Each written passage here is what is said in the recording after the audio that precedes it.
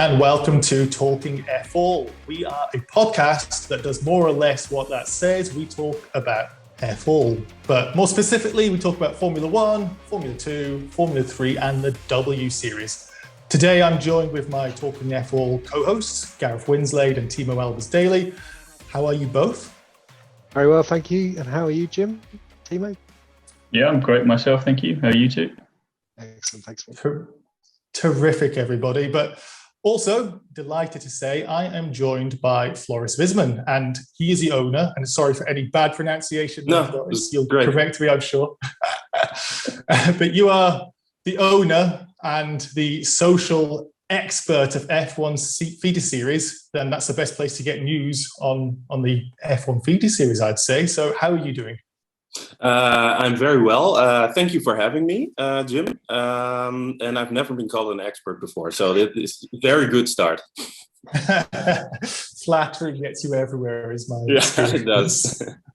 Now, just for everybody listening, watching, however you're consuming this, just a little bit of a background for everybody. So myself, I've been watching Formula 1 since the 90s, but then had a little bit of a break. I got back into it in the Vettel years and watched consistently since 2013. I had another period when, I think it's 2005, went to the first Silverstone Grand Prix, watched it. So I've been watching on and off, but been consistent since mid-2000s. And then the feeder series stuff, it's just been much easier to consume recently. So started seeing all of the stuff with the highlights on YouTube. And this year, really getting into going to watch it all. So I've been catching up on some of the races that I've missed. But this year is going to be my first full-on F3, W Series, Formula 2, everything season. How about you? Let's go to you first, Floris. How about you? How's your experience? I think I saw my first Formula 1 race in 1999, I think, with Irvine battling. And then I also had a bit of a break, I think, in the mid-2000s, and went on and off. And then, very cliche, but when Max Verstappen, went into the sport in 2015, yeah, I know. I started watching like more religiously, like every race since 2015. And with the feeder series stuff, it was also on and off for years, and not really following it, but if there was a Dutch driver or very exciting talent. And 2 years ago, I really started following like almost every category, not watching all the races, of course, because that isn't possible. But on the weekends, I make sure I watch at least F1, F2, and F3. And there are a couple of series that are interesting, ranging from F2 to F4, which also broadcast for free. So I try to watch as much of it as possible. Sounds like a lot of time. If only I had the same amount of time as you, Floris. Thiemo, how about you? Yeah, I mean, I think I've been watching Formula 1 for as long as I can remember. I haven't had the break like you two have so far. Maybe I'll get there at some point, but hopefully not. I think first proper memories of towards the end of Schumacher when Alonso came along and upset the apple cart there. But then I think since I watched it a lot, and then I think around 2014 to now, I haven't missed a race, I don't think, really. And then as for the feeder series, I think the last couple of years when Russell and Norris and the rest of them started coming up through it, I kind of became more aware of it because there wasn't as much of a spotlight on it before. And I just thought maybe that'd be something interesting. And then last year, I finally got around to checking out F2 and F3 and thought, well, this is bloody good stuff. I'm going to keep an eye on that. And the racing was just so close. I just thought, well, yeah, why is there no more on this? I've got to watch this. And then it's a bit of a Pringle sort of experience, isn't it? Once you start that F2, F3 train, you can't stop. Especially for the first race last season, I just thought, well, okay, was it? Because again, you don't expect an awful lot maybe from the first race, but maybe that was just F1 from the last few years. But then it just started as it meant to continue, and I was like, well, I might as well continue. This is good fun. This so.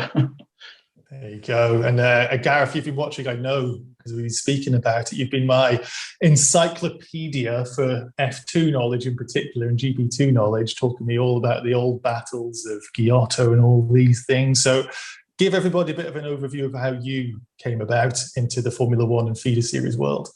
Through my dad, like a lot of people, I guess. I remember one weekend he picked us up and he was just like, we're going to go to the Grand Prix this weekend. But then it didn't actually happen. We ended up going to his house and watching it. But that race was the 1991 British Grand Prix. Nigel Mansell winning the race and giving Senna a lift home on his side pod, which is like one of those iconic images from F1. So been interested in watching since then, not every single race, but certainly been watching every single race since probably 2004, 2003, something like that. Every single race is down and watch it. But these days with kids and things, we tend to watch in the evening. It's a lot easier. So the feeder series, I remember it was Monaco, and it came on the TV, but it was like a week or two after the Grand Prix, which I was a bit like, that's so weird that they're racing there. And it was just because they didn't broadcast at the same time as the actual Grand Prix at those days. So I've been really into my F2 and GP2 for a long time now, probably since 2006, and I was there when Lewis won from 8th on the grid for the sprint race at Silverstone to the Grand Prix Sunday, so that was amazing. It was an instant fanboy from that day on. And but F2 is probably, in my opinion, the most exciting racing series to watch at the moment, and it's the one I do tune in for. I don't watch as much of F3 as I'd like to, but it's just down to time, really, isn't it? So yeah, that's me. There's only so much time in a weekend, but fortunately, as everybody knows right now, that they seem to be really, really giving so much time in terms of broadcast and the quality of the broadcast and F1 TV. I know there's regional restrictions for that, but the amount that you can consume and the YouTube channel on Formula One is just terrific compared to those early days. Drive to Survive, of course. It's just, I'm not wrong here, am I, guys? Let's go, Floris. It's just the best time to start watching right now. Yeah, exactly. I think they started broadcasting F2 and F3 on F1 TV. Was it last year? Maybe the year before. I'm not really sure. But I'm 100% sure that it opened it up for like everyone. And I try with F1 feeder series. I think I jumped on the ship exactly at the right time. Because one of my goals with F1 feeder series is like to make the feeder series accessible to young people who don't know much maybe about the sport, who only know F1. But those F1 drivers, they come from somewhere, and they always, 99% of the time, they come from F4, F3, F2. And that it's readily available for everyone now is very good. Also, the feeder series, lots of them, they stream for free, like on YouTube, on Facebook. So yeah, I think that's a good thing. Yeah, it's a really, really exciting time. So anybody who's thinking about getting into it, there's just so many places to watch it. But we're speaking now at the start of the Formula 2 season. So Bahrain is just about upon us. We've had the preseason testing, and compared to Formula 1, it's having a bit of a drastic change. There's always the driver changes, of course, every year. They're more extreme than in Formula 1, where you can have some seasons where there's next to no changes. So a bunch of seats, and we want to go through that. But they've also got a completely different calendar. They've got fewer races or fewer race weekends, but 3 races per weekend. And they've got this hard tyre compound, which the drivers, from what we've been reading, seem to be struggling a little bit with. So let's go through some of the drivers that we're saying goodbye to. We've got Schumacher, Tsunoda, and of course, Nikita Mazepin, love him or hate him. They're going into Formula 1. So Thiemo, talk us through those guys. They're going to be graduating. How do you think they're going to go this year? I think the 3 of them, Tsunoda is going to be probably the most impressive one, just because of the machinery that he's got underneath him. The AlphaTauri car was ridiculously good last year for what people were expecting, I think. And I mean, we all know what happened in Monza. And I mean, part of that with a bit of luck, but at the same time, I feel like the car had a lot to do with that. And I think Tsunoda proved that he knows what he's doing from some of his driving last year. And his overtakes, he just kind of, you forget he's there some of the time until it's too late, and then he's overtaking you. And it's just, it's really fun to watch him do that. So I think he's probably the one of the 3 that's going to do quite well. But then the other 2 is the problem of knowing how well the new Ferrari engine sits in the Haas car. So, but I think with Schumacher, he obviously won the championship last year. So you've got, I think he's going to, if out of the two, I think if they're going to get any points, it's going to be him getting it. As for the number 2 driver, who knows at this point? It's if he can behave a bit more on track and stick to some of the rules a bit more, then he might be all right in terms of driver performance. But he wouldn't have been my first choice for Haas's number 2 driver. So, but it's going to be. I think the order that I said them in Tsunoda, Schumacher, Mazepin will be how they finish in the Drivers' Championship. You're right. I think it's going to be a difficult season for those Haas drivers in particular. Haas just look to have written this season off. And speaking of other levers, we've got Callum Ilott, last year's vice champion. He's not in the sport and not racing anywhere in terms of real races. He'll do some simulator work, we assume, for Ferrari. But Gareth, some long stay names, Luca Giotto, Markelov, Galil, Delatraz, he's leaving as well as some others. How much is Formula 2 going to struggle, or is it just going to move on without those mainstays? It inevitably moves on, really. For me, Markelov from a few years ago was one of the most exciting drivers I've ever seen in GP2, Formula 2. He would come from miles back down. He'd have an awful qualifying, come back from miles back down the grid and just like carve up the field and take some extraordinary wins. And just some of his drives would have you on the edge of your seat going, come on, this is incredible. So, but sadly, he didn't get on with the new car. I mean, obviously the driving with the HWA didn't really sort of suit him. So the wheels as well with the 18 inches, just nothing about this car seemed to work for him. So it's sad that it's come to a whimper rather than a bang, but that's the way these things go. Giotto, mercurial driver, very, very quick. He's had some astonishing wins, but never seemed like the complete package compared to a lot of the other drivers, which is why he sadly didn't progress from F2, whereas some of the other drivers he was racing against, like Esteban Ocon, are now in F1. So it's just the way it goes, really. Delatraz, again, kind of nearly there, but not quite, really. So, I quite like to have this broom going through and cleaning out the categories every now and again and ensuring that we've got fresh blood and fresh talent coming through. And there's such an exciting crop of drivers at the front of the field at the moment. So I don't think these guys are going to be missed as much, but, let's see what happens going forward. If I can break in a little bit, Please. I agree with the broom, and you wish that on F1 sometimes too, because I don't dislike them, but like with Magnussen and Grosjean, I thought it was just time for them to leave, maybe even earlier, although they're pretty quick, but sometimes it's just time, and it's sad that F1 doesn't work that way. Absolutely, yeah. I mean, how many years can Kimi keep going? He's 41 now, and I don't believe he's as quick as he was back in sort of the early 2000s when he was widely regarded as being the fastest driver in F1. Obviously that's being hampered by the car, but realistically, he is not as quick as the other drivers. And you'd have to say maybe Hamilton himself as well. Like 15 years down the line, he's probably not as quick as he was when he first came into, well, probably his peak was 2010, something like that, I guess. But when he was extracting performances from pretty ropey McLarens, but yeah. Yeah, and it wouldn't be as bad if there were more seats available. That's the thing, because now they're hogging all the seats for the juniors.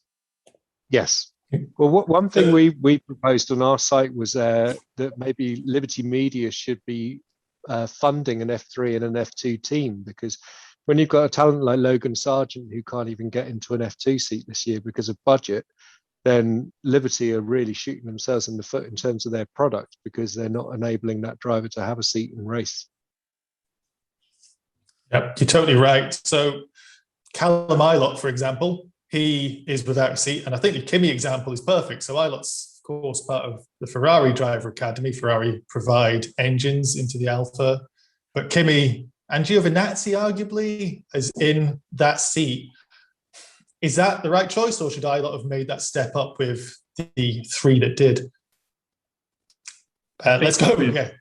I Let's think go with you, Thiemo. with Eilert, you have the awkward problem there of, I think if he was going to replace anyone, it would have been Giovinazzi. And that's not just because Kimi's just been there for ages, but because he does have that wealth of experience that if someone like Eilert came into it and he was partnering with Giovinazzi might not be able to give him as much of the help that he would need to familiarize himself with everything, whereas Kimi's just got more experience than anyone else on the grid. So he's obviously there's benefits there. So even if he's lost a bit of speed, you can see why they want to keep him for that. But then Giovinazzi did have some good moments last year and just managed to get himself back on the grid for this year. But I think if he doesn't have a better season this year than he did last year, then he's not only going to be under threat from Eilert, but maybe Schwartzman and a couple of other drivers, depending on how they do in Formula 2. So I think I think for a team, you want to have a combination of youth and experience, and they kind of have that with Alfa Romeo at the moment. So if Kimi does leave, then Giovinazzi has a better year, then they might have that setup again with significantly less experience, but it's more what they're going for. But I think given everything, it was just kind of, it was already a decent lineup with Raikkonen and Giovinazzi, so it was maybe not worth the risk for them to bring Eilert in, even if it then hampers him in the process. It doesn't hamper Alfa Romeo, because they can still just get another driver later that does exactly the same thing. Giovinazzi's another one that's a bit of a baffler because his GP2 season against Gasly, I mean, they were teammates at Prema, obviously, but Giovinazzi in his rookie season ran Gasly incredibly close for the title and was probably, again, the better driver over the season. He just missed out at the end. But his F1 career, he hasn't felt like all that. And it's kind of, it's very comparable to Stoffel Vandoorne, in my opinion. There was the gap between F2 and F1. There was a couple of years before he even got there. There was Giovinazzi, which I feel like Eilert might be repeating that, unfortunately. So even if he does then get into it, we might not see the full potential for a bit because he's refamiliarizing himself with everything again. Yeah, that's a really good point, actually. Yeah, the other drivers, which of course we've got ones going, but we've got plenty of them staying. So I'll just read a few of them out. So Joe, Schwartzman, Drogovic, Ticktum, Deruva, Lundgaard, Armstrong, Misani. How are we expecting those guys to compete this year, Floris? Do we think these guys should be the ones at the top, or are we going to have some threat from those F drivers entering Formula 2 this season? Yeah, they should be. Like, if you stay for a second year, you have to be a title contender, or you're just in it for, because you're a pay driver. Although everyone pays, but I guess you know what I mean. I think someone like Joe is going into his third year. I actually expected him to battle for the title last year, but he really disappointed me. So I honestly, I don't think he's going to battle for the title this year. I don't think a third year means that much of a difference. But there are a couple of title contenders, and of course I made all the lists and I came up with three names. That's Schwartzman, who's in his second year, Lundgaard, who was really strong last year. He was a bit inconsistent, but you have to remember that he was the youngest. Yeah, I think he was the youngest last year. And then there was one more name. Yeah, right. And Drugovic, who was the surprise last year. I think those three are gonna battle for the title, and there are like five more outsiders with like Piastri and Pourchaire, who are super exciting. And Piastri won 2 titles in a row. That's crazy. So why not a third one? Although it's a big ask, but I'm just really excited for the season. Yeah, well, Thiemo, let's talk through the F3 drivers that are making up. So we heard there, Piastri, F3 champion, Pourchaire, Zendelli, Beckman, Petikov, who's jumping from F4, I think it is. Lawson, Vips, and the mysterious second MP driver, who we think is Richard Verschoor, but we'll talk about that a little bit. Who out of those guys has really impressed you from their F3 season? I think the three that I'll be most looking forward to seeing be Piastri, Pourchaire, and Lawson. Piastri, because obviously he won, and like Floris was saying, it'd be great to get a third title on the back of the other two, because why not? And if it was going to happen anywhere, Formula 2's kind of the place to do it. And he seems to be on that forward momentum, and he's been given the chance to get into F2, so why not go for that? Pourchaire, he's still very young, but he's bloody quick. But at the same time, if he doesn't win this season, or if he doesn't have a great season, it's not the end of the world for him. So he's under less pressure in some ways, but perhaps more in others, because he's being looked at and expected a lot from, because of how well he did last year. And he did a couple of races towards the end of last season in F2 too. So he's got a bit more of an advantage maybe over some of it. But then Lawson was just he was also there, and he was pretty good last year, and he won a couple of races. And I just remember thinking, yeah, if he doesn't get this, I mean, there's a few drivers that should have maybe also been promoted to F2 like Sargent, but Lawson, I feel like he definitely deserved the graduation up into Formula 2. So those ones I'll be watching the most there. I think De Leder and Petikoff were the ones that surprised me the most, just because De Leder, I can't remember. I had to check where he finished in the standings, because I was like, wasn't he just in the back for the most part? I would have thought he might have stayed in Formula 3 for another season, but I guess not.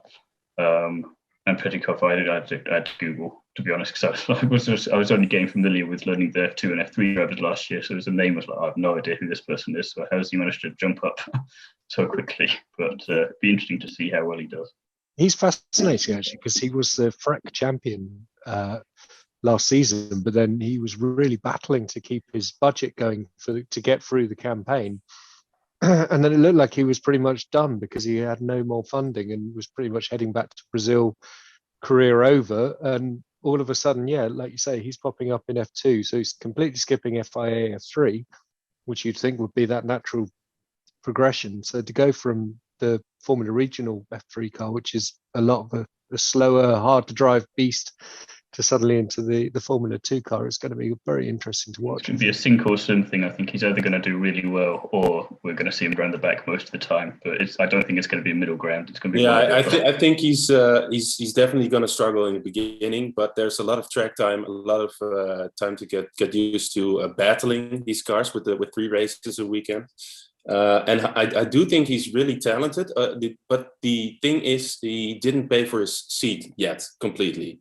So he might just drop out during the season if he doesn't get the funding. So for him, you want to give him the time to get used to the car, but the pressure's on, because he has to attract sponsors.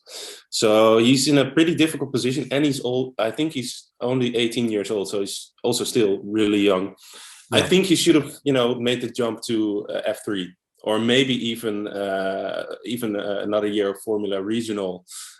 Because I heard he got offered a seat for free there. So it's I don't know why he went to F2, but he's really quick. I just hope he can do it.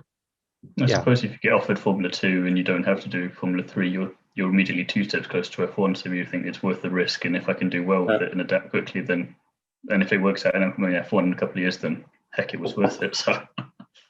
Yeah. Well, when we talked to Dragovic as well, he was saying that the corner speed is actually very similar between the F3 and the F2 car at the moment, but it's all about just the straight line speed, and the F2 is so much more, is so much higher, obviously with 600 brake horsepower and stuff. So that's so he doesn't feel like there's that much difference in the cars, and that's why he didn't bother doing a second season of F3 after he'd struggled in his first season with Carlin and went straight to F2. And we all saw what a fantastic job he did last year. And that does actually bring me on to MP, because they could actually be a fascinating prospect this year, because they had such a strong season last year. They brought in a lot of new engineering talent.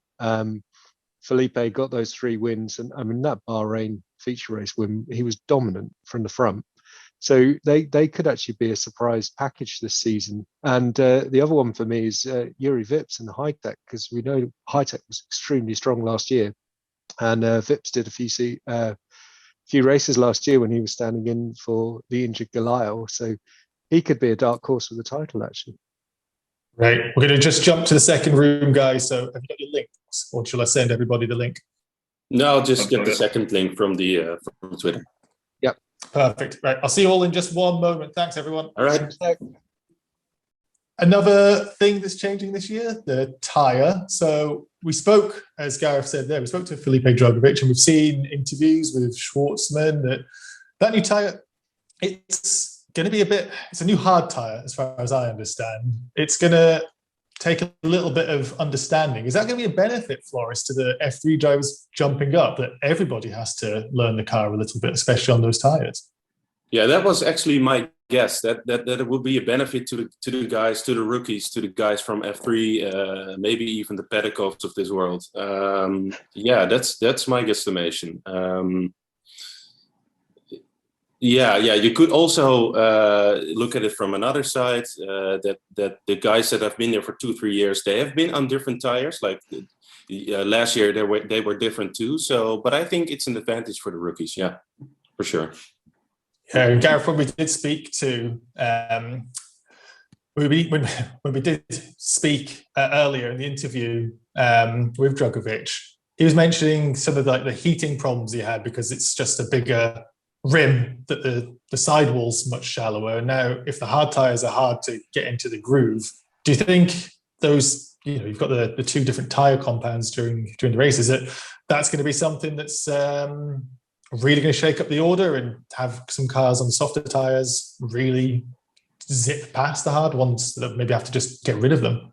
I don't know, really. It's hard to say because obviously what we've traditionally always seen in the feature race is that the soft tire just does not last for very many laps at all. And you've got the odd race where there's a tire whisperer who seems to just string a huge run together on soft tires before they get over to the hards. But what you traditionally see is a 1 or 2 lap period, because obviously there's no tire blankets in F2, so the guys are coming out on stone cold tires. So if these hards are particularly hard to warm up, you're going to see the cars skating around a lot on those 2 laps.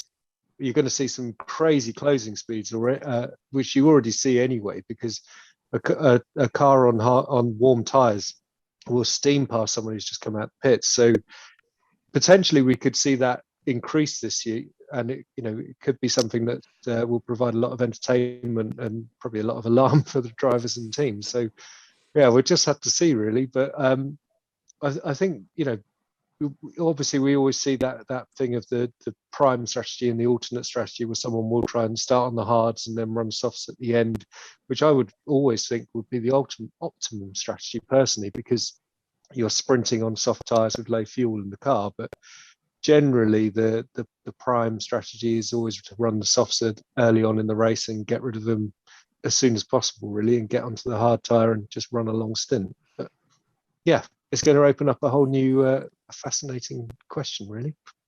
Yeah, and another that's going to open up a whole new question is the weekend format. So let me try and break it down. That there's now 3 races. There's Sprint Race 1, Sprint Race 2, and Feature Race. Feature Race is now on the Sunday, so joining Formula 1.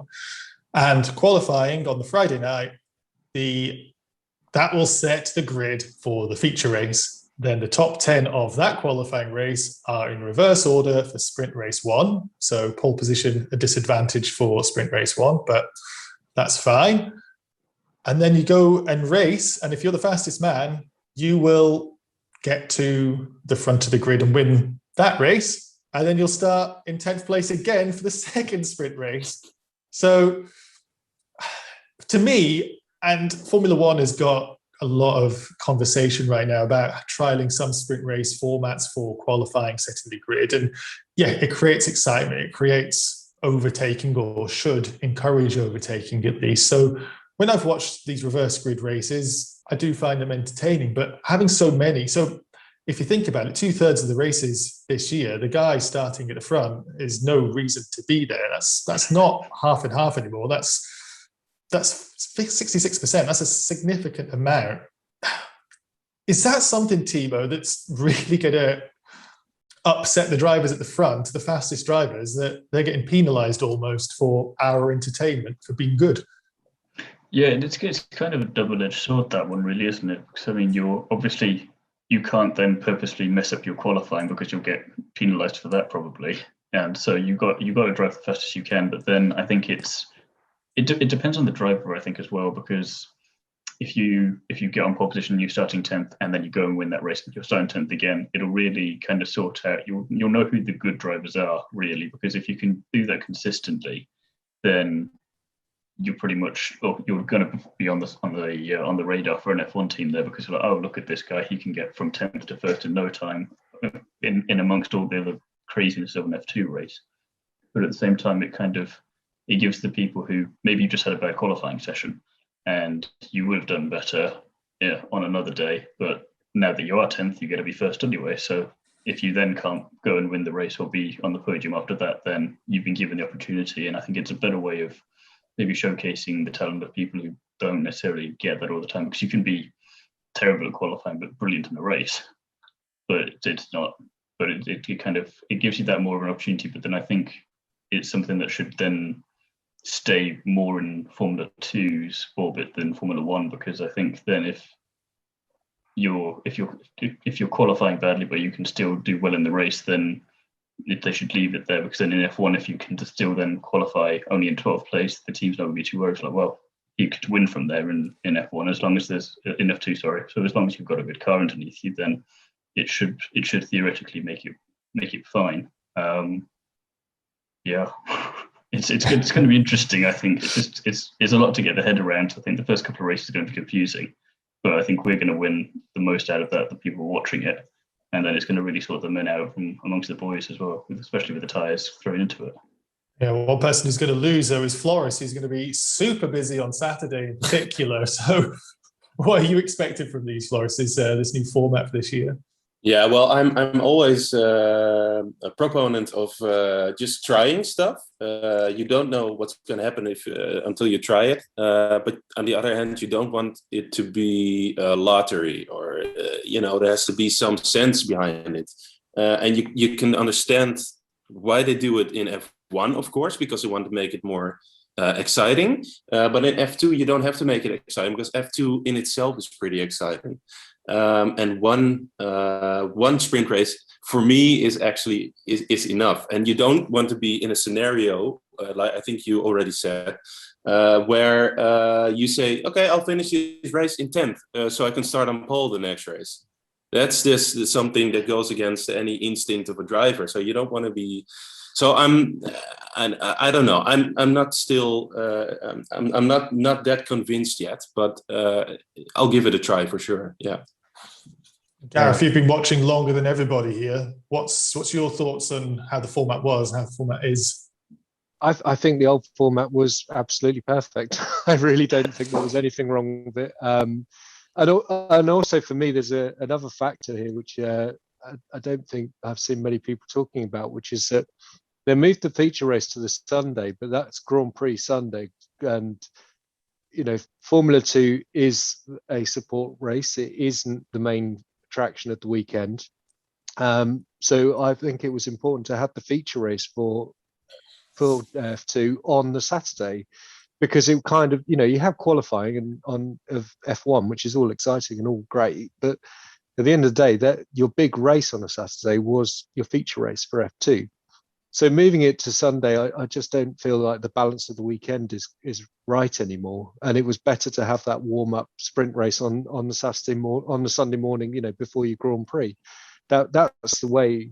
For me, the balance of the whole weekend, taking it holistically, that's how it worked, and I think that was the right way to do it. I just can't see the benefit of moving it to the Sunday. And then in terms of the whole the new 3-race format, I mean, we all know it's for cost cutting measures, but we're losing some great tracks. We're not going to be F2 in Hungary is an awesome weekend every year, and we're not getting that this year. We're getting 4 street tracks, although I noticed Sochi is now referring to itself as an autodrome and not as a street track anymore, but it is a street track, isn't it? So yeah, we've got 4 street tracks and we've got 4 race tracks, and that's not the right balance either. So yeah, all in all, I'm going to be an optimist. I'm going to look forward to it. I'm going to see how it works, but I'm sad to see what the old format go. It's a different world we're going into. Formula One, of course, starting with cost caps as well, and that sort of cost cutting going all through the formulas. But you mentioned there we're having a completely different calendar. 8 races this season or 8 Grand Prix, should we say, for this season with 24 races. And let's go through the calendar then. We've got Bahrain, just upcoming, Monaco, great, Baku. I remember that chaotic race. Silverstone, Monza, we've got the classics as the meat in this sandwich. And then it all goes Sochi, downhill. yeah, Sochi, Saudi Arabia, Abu Dhabi. Now, my experience mainly from Formula One is that back half of the calendar, or not Monza, but those three, they're not great races. I don't know we don't know about Saudi Arabia, let's be fair right now, but what I saw of that track was essentially, I think Gareth, you put it when we spoke before, it's that stretch at the start of, I think, around the second sector of Sochi, just on repeat. It's very tight, twisty, almost a straight, not quite a straight. It's that section, that long left-hander at Albert Park next to the lake, where the drivers get to that really fast chicane, and there's some of those Saudi Arabia. When did you see an overtake there? How many times have you ever seen overtakes there? So I like the fact they've gone for this high-speed layout, but if you want to encourage overtakes, it's you want to have a hard braking zone, then a nice long straight, and allow people to use that speed differential or be late on the brakes to get the overtakes. I just don't see how that circuit is encouraging it. So, Gareth, you mentioned there, Hungary, not on the track or not on the circuits this year, not on the calendar. So what are you excited for, and just how poor is this calendar compared to what we're used to? Well, I mean, Bahrain is always fantastic with F2. Silverstone, always great. Monza. Monaco, it's Monaco, really, isn't it? So, I mean, even in an F2 car, it's hard to overtake. So you tend to see more crashing there than you do with F1. So it's normally quite an entertaining weekend. But the point of it is, it's a one-off. It's a unique track, and Sochi, I've never really warmed to be honest. I know that first couple of corners, and then beyond that, it just feels like a blur to me until they get towards the end of the lap, and I start realizing that they're near the pit building. It's just not a track I've ever warmed to personally. I'm sorry to say. And yeah, Saudi Arabia, like you say, is a bit of a touch of Valencia about it as well. When they came out of the bridge section, used to be another long, fast left-hander straight. So it's just a bit of that as well. And then, Yas Marina, take it or leave it, really. I don't agree with this thing. If it looks pretty, it should stay on the calendar. I want to see a track that you can race on. So. It's like the old Playboy calendars more than anything. If it's pretty, have it on there. So, Floris, How about you? What do you think of this calendar? Yeah, well, two things are very interesting to me. And one is the huge gaps between rounds, because it really takes the momentum away. So we start the season this weekend, and then it's like 2 months of no racing. That's just, I don't know. It's also done because drivers can do, I guess, F2 and F3, but there's only one guy doing it. It's Nannini. And the other point is, just look at the F3 calendar, which is just 1,000 times better. I just don't know how they came up with this, because it's really not appealing with all the street circuits, and Monaco, of course, is. I've never warmed to Monaco. It's a very boring race always. Like, there was this battle between Verstappen and Hamilton for the lead, which wasn't a battle. It's not a racing circuit. You can do just give the points away at quali. That's enough for me.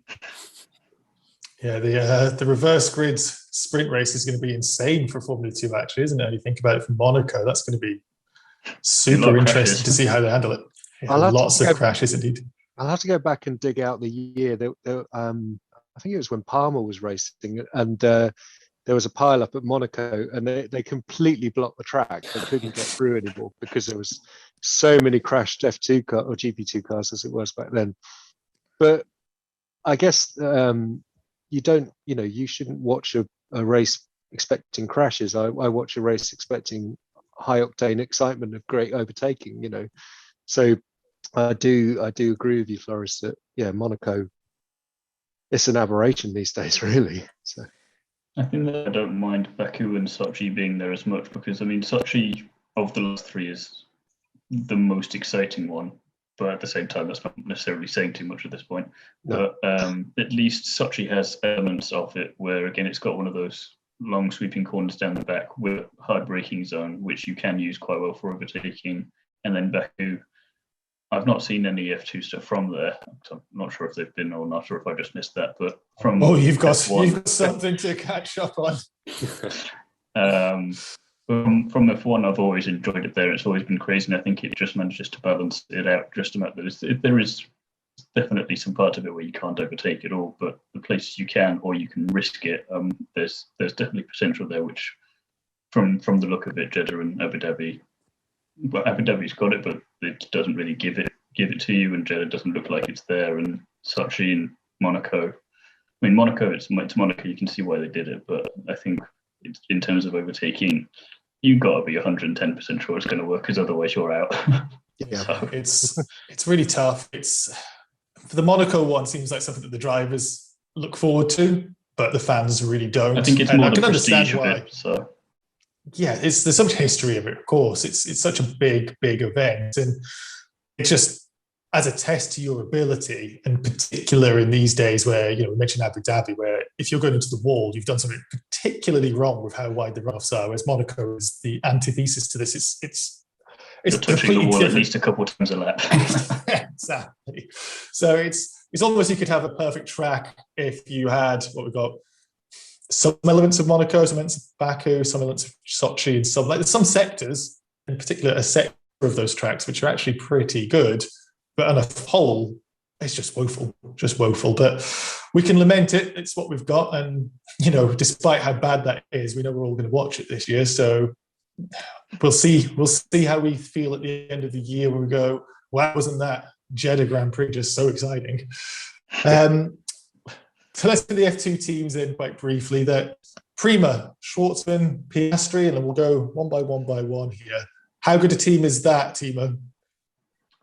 I'm looking forward to that one, because Piastri, he's just on an upward trend, and Schwartzman, he had a really strong first half last year and then just kind of tailed off. Not really sure what happened to him though, just kind of lost momentum. So if he can start as he started last year and then keep that going, and Piastri there to push him along, I think that could be one of the strongest lineup on that. So I'm looking forward to seeing how that goes. Yeah, it's pretty exciting. Virtuosi, Guangzhou and Felipe Drugovich. I suppose Gareth was the best person to handle this after speaking to Drugovich recently. Yeah, Joe, I agree with Floris and Thiemo. I think he doesn't seem to be all there. I thought last year was going to be a huge step up in performance after his rookie season. He's always been in one of the best teams in UNI Virtuosi.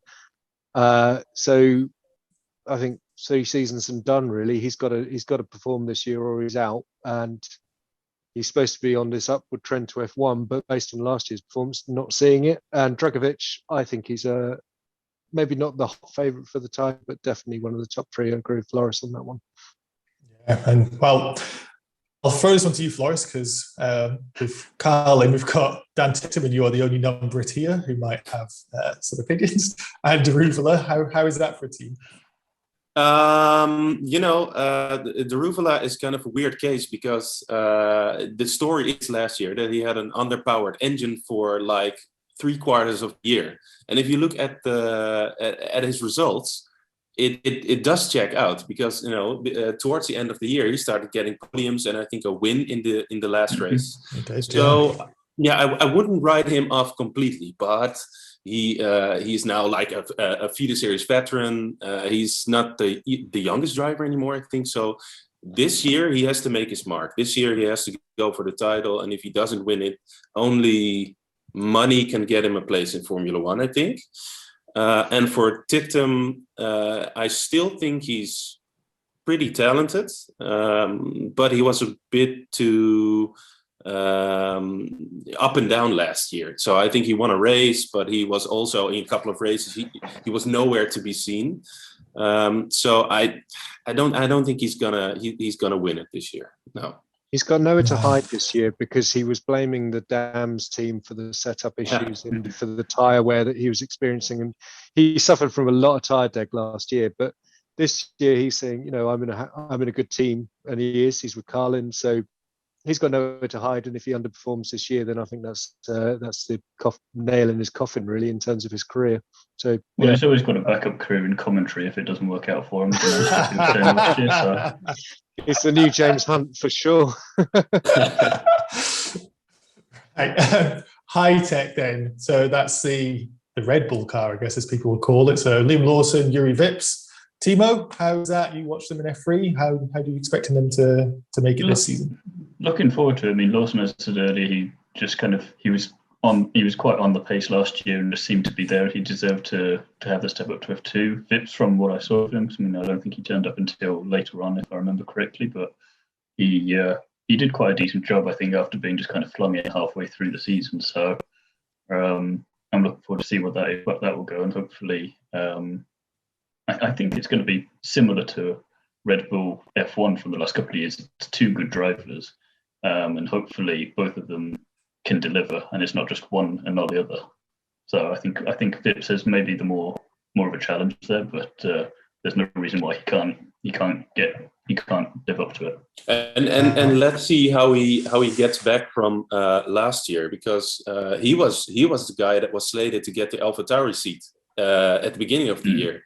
And he just it was a case of just getting the super license points and doing a decent season in Super Formula, but that fell through.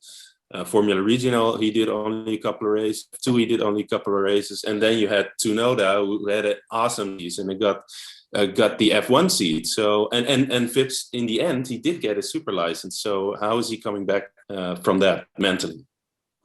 Yeah, Can all five of those teams feel to me like they have the pace to challenge for the title if the driver can perform. So, potentially, assuming everything worked out, you could have a 10-way scrap for the title, which is like half the field, which is amazing. But it is dependent on the drivers adapting to those teams and actually delivering the goods. So that's what's making me very excited about this year, though.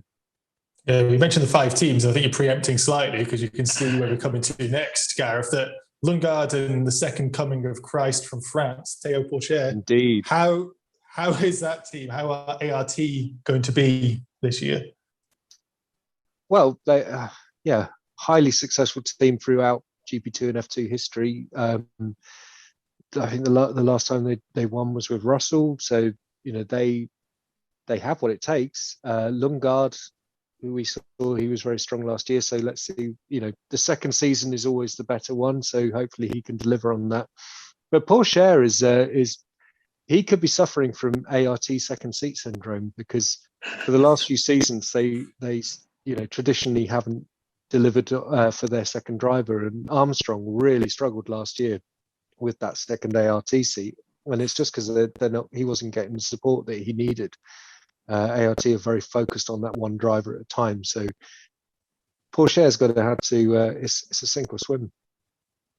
Sink or swim again. So yeah, it's interesting. You mentioned way scrap, but Gareth, you also mentioned earlier that MP Motorsport have made strides forward. So Floris, that's in particular something that you might be able to shed some light on. But your compatriots there, I know. Number 2 driver. Who's the number 2 driver? Yeah. No, it's gonna be for sure.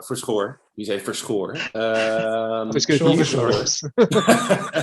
And that's for sure. But it's gonna be at least for the first race. And I don't know if he has a contract beyond that yet. But you know how it goes these days. But so you can depend on it that it's going to be for score. And then Sandelli is, I think he's the German F4 champion from a few years ago, but his F3 campaign wasn't all that. So I'm not too convinced yet about the MP Motorsport lineup. With Drugovic, they had like a star driver. Maybe they didn't even know it yet, but they had a star driver. I don't see that star driver yet. Yeah, in the season. I'm just going to whiz through these last ones and everybody open forum jump in. So Charoux, Ekmans-Meyer, Dams, Nissani, Armstrong, Campos, Petikov, Boschung. Is that how you pronounce it, guys? I think so. Boschung. HWA, Delada, Nanini, and Trident, Viscal, and Sato. Any of those guys, you say it's a 10-way scrap potentially for the title. Who's going to surprise us from those? Let's go with you, Gareth. I don't know. It doesn't feel like very strong pickings. Maybe Ben Viscal.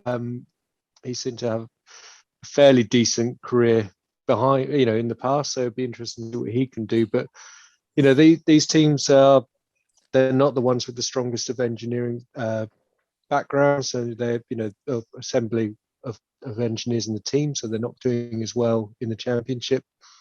We've heard those stories about teams running GP3 cars and old GP2 cars to test their drivers. These aren't the ones that have got that kind of facility going on. Sato, I wonder if he didn't score a point last year, so can he go one better and actually get anything this year? And yet he's still got an F1 test. So I find that intriguing.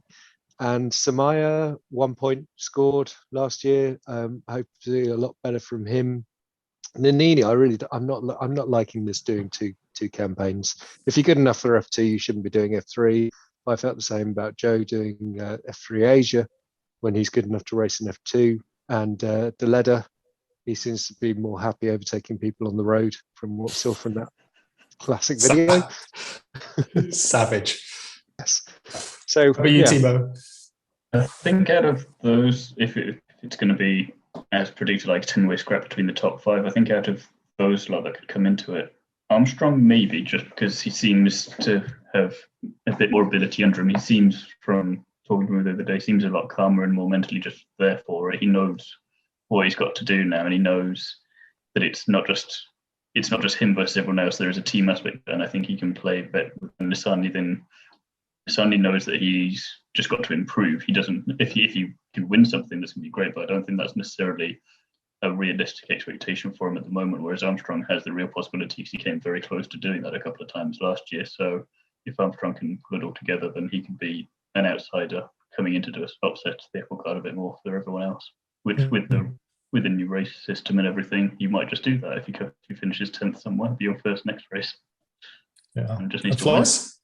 Yeah, I agree. Maybe Marcus Armstrong, because if he did suffer from that second ART cursed seat, then I think he could make a big jump, because he started the year actually really good. He had a podium in Austria, and then it all fell away. So I'm not really ruling him out. He's not going to win the title, but I think he can do way better this year. Yeah, well, Dams are a good team, and Latifi got very close to the title against De Vries when he was driving for Dams. And we've seen Dams winning the title before, so certainly wouldn't be ruling him out. But just be interesting to see, have they got on top of the car and the regs now that we've got these 18-inch rims and things like that. Maybe that's what they were struggling last time. Indeed. Well, we can talk about the liveries, but we're happy to talk a bit too long possibly anyway. So let's see how those are on track. I want to just think about, finally, the predictions then, both F1, because let's not forget F1 is starting this weekend as well, and Formula 2. So, Thiemo, talk us through in ascending order from 5th to 1st. Who do you think is going to be the Formula 2 champion from 5th place to 1st place? I'm already regretting some of my choices here. It's a conversation we're having, but it's only recorded, so we can refer back to it. But at the same time, it's F2, so you never know. So I'm thinking maybe 5th, if he can capitalise off what he was having a strong end of season last year, then Deruvula, and then Armstrong for 4th, Schwartzman in 3rd. Joe will surprise everyone, especially Gareth, and come 2nd, and then Christian Lundgaard. I think he's got what it takes to come in 1st. I think people underestimate him a bit, so I think he could be an outsider there and just really win it, and then everyone realises, oh, wait, hang on, how did he manage that?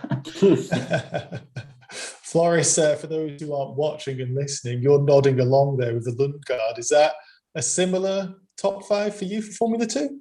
A little bit, yeah, because I do think Lundgaard is underestimated. Like I said, he was I think the youngest driver last year. People don't really realize that. But my number 5 will probably, I wasn't even sure about this, but my number 5 will probably be Pierre. Number 4 will be Phipps.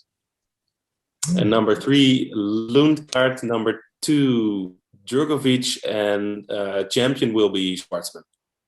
Schwartzman champion, yeah. I think it's a strong contender. Mine, might have spoiled it slightly, but Guan Yu Zhou is my my spot for fifth. I don't think, as you guys, from what I understand of him, is going to be the champion and make or break season. I think it could be his break season, but who knows? He could really step up. I'm going to have Piastri as my number 4. I just think the Prema benefit could really help him. Not Daruva, but Tictum, I think in the Carlin, from what I've seen, despite his on-track or off-track words, I think he's pretty quick. And then Drugovich, my Formula 2 number 2, but could well be Schwartzman or Drugovich. So I've got Schwartzman as number 1, the champion this year, but I think Drugovich could run him close. How about you, Gareth? So I've got Vips in 5th because I think the High Tech is a strong car. I've got Piastri in 4th because I'm feeling that's what the good confident people do. Yeah. Piastri number 4. And then I've got Lundgaard in 3rd, Drugovich in 2nd. I've put Schwartzman for the champion, but it's really dependent on whether he gets on top of his Silverstone woes, because he's admitted that he doesn't get on with Silverstone. He was awful there last year, and if he has a terrible time of it this year, then Drugovich is going to beat him to the title. 3 races, 3 loads of big point scoring opportunities at one That's race. it, yeah. So really because it's 3 really races, it's so. Thanks. So we do F1. Okay. F1 then. Yeah, let's do F1. Gareth, why don't you let's go backwards now. Gareth, how do you think the F1 season's going to go? Of course, we can speak about it, but everybody's got a good idea of how F1 works. Yeah, so I think Perez in 5th. I mean, I don't know. It's pretty much picking names out of a hat slightly with amongst those 3 teams. So Perez in 5th, Ricciardo I'm going to put in 4th. Bit of a bold one. And then Bottas in 3rd, Verstappen runner-up, and Hamilton for an 8th time. WDC. You got pretty close with me. I've got Ricciardo 5th place, Bottas for 4th. I don't think... Savage. I love Bottas. Yeah, I love Bottas. I really do. But I've just not seen anything from him that's going to make me think this could be his year. And I think it's going to be his final year in Mercedes. So Bottas 4th, Perez is 3rd, and then Verstappen 2nd, Hamilton. He just, you mentioned his fastest years might have been way back when, but I don't think he needs to be fast now. He's just the most complete driver in terms of what he needs to do with all that experience. So Hamilton, my champion. Floris? Yeah, I got Danny Rick in 5th, Perez in 4th, Bottas in 3rd, and I think Hamilton will finish runner-up and Verstappen will take the title. Well, I don't know if I think that. I maybe went a little bit against my instinct, but I just want another champion, a new champion. Mm-hmm. Yeah, we all do. We all do. Little bit of love to see it. Yeah. Yeah, all following our compatriots a little bit here, but maybe we're not. Thiemo, what do you think? Are we going to have Mazepin as a champion this year? Quickly then. So Ricciardo 5th, I think. Will be close. Bottas 4th, and then Verstappen will be 3rd. And then to upset the apple cart, I think Hamilton 2nd and Perez, out of sheer determination and not wanting to miss his opportunity, is going to win the championship this year. That is bold, and I can see the hurt on Floris's face right there as you insult his idol, Max Verstappen. Well, he should drive better this year. I'm astonished. I love it, but I'm amazed. In the words of... You will be laughing in December when it happens. In the words of a very famous show, on that bombshell, that is indeed the biggest bombshell I could imagine. So Perez a champion, Verstappen in 3rd. Wow. So thank you, everybody. If people want to find any of you to get more of your motorsport thoughts, Gareth, where can they find your work on the internet? You can find me at our gpgrandstand.com site, or come and look me up on DriveTribe, or old school, I'm on Facebook. Thiemo, how about you? Find me like Gareth on GP Grandstand, and then search for me on DriveTribe and on Instagram on t.albers-daly.drivetribe. Perfect. And how about you, Floris? Of course, and yourself. Yeah, I'd say just check out my Twitter first, which is at F1 Feeder Series 1. You add the 1 at the end. And check out my website, f1feederseries.com. And also the Get Review newsletter, but you can find a link in the bio in Twitter. So it's a perfect way to start the week. I can attest to that. So everybody do sign up for that. It's and follow on Twitter if you want to get the latest news. And for myself, you can find my writing on grandstand.com as well as fortloc.com. You can find my F1 satire news. Search the F1 week that was on YouTube. And of course, I'm on Grand Prix Grandstand TV, where you can find more of these podcasts, as well as our interviews and a bit of insight into the feeder series world. Thank you, everybody, for listening to us talk about F1. Keep your ears peeled for the next episode when you can hear about us talking F1 once again.